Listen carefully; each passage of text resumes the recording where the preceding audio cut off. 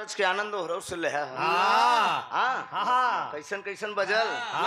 बीते पत्थर पे बीते पत्थर पे जिंदगी हाँ ना आराम मिलत बा हाँ कहियाल घर बनवा बलमुआ घाम लागत बा माता पार्वती भोलेनाथ से कहे अरे बा कि गढ़ही ओ मड़ही हाँ हम बानी 17 और ओकरे बाद बताएं कन हम बानी 17 बलमुआ 23 साल का बड़ा अच्छा छोटवार मरन में बड़ा दिक्कत होता लक्ष्मी कहीं अगर मेहरारू बड़वार मिल गए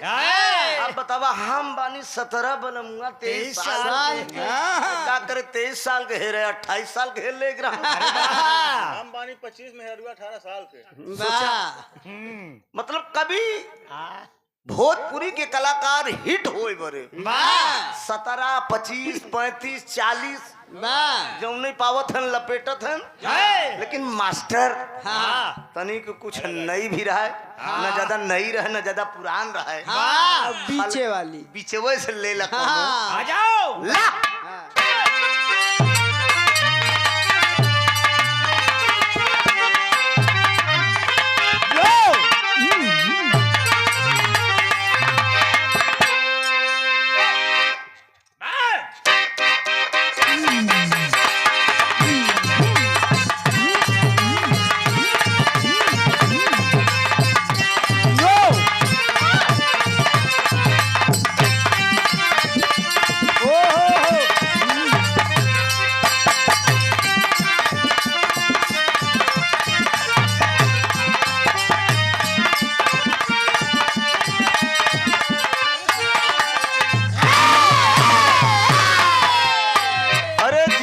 राजकुमार यादव कितना बढ़िया लाइन देते हैं माता पार्वती का सहेली भगवान भोलेनाथ से कहते हैं तनी सुना ये गौरा के सैया तनी सुना ये गौरा के सैया काहे भावे लबेल के पतैया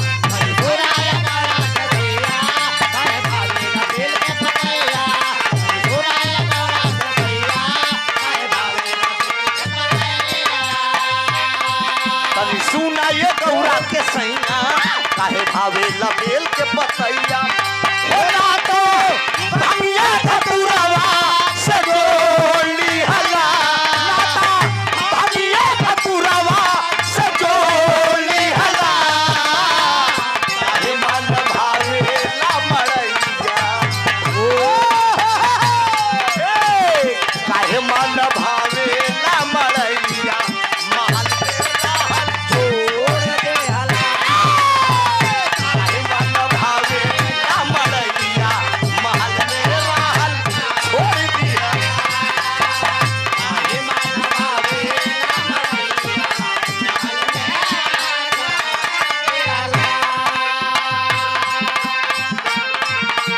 परसेला सवानावा तो चुएला पलानी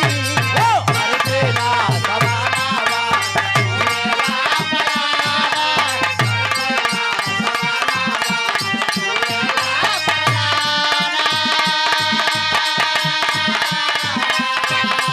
परसेला सवानावा तो चुएला पलानी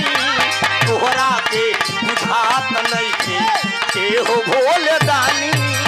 तोहरा के